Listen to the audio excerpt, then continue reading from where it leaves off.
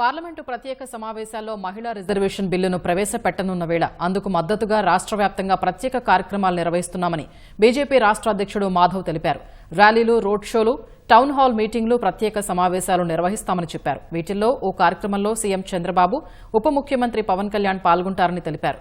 మహిళలు కూడా పెద్ద ఎత్తున పాల్గొని ప్రధాని మోదీకి సంఘీభావాన్ని తెలపాలని పిలుపునిచ్చారు.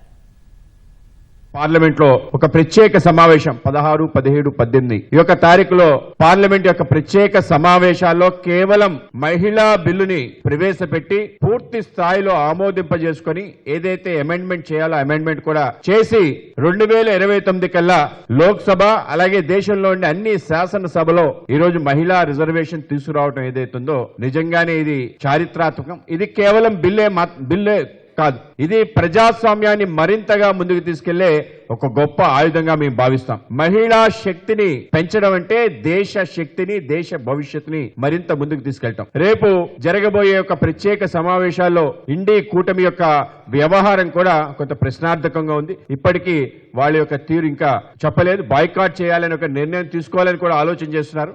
మహిళల పట్ల వాళ్ళకి కలిగిన యొక్క ఆలోచన ఏదైతుందో తప్పనిసరిగా సమాజం తెలుసుకోవాలి. ఈ దేశంలో ఇందిరాగాంధీ ప్రధానమంత్రి అయింది. ఇందిరాగాంధీ సమయంలో కూడా మహిళలకు ఆ ప్రాధాన్యత రాలేదనే విషయం గుర్తించాలి.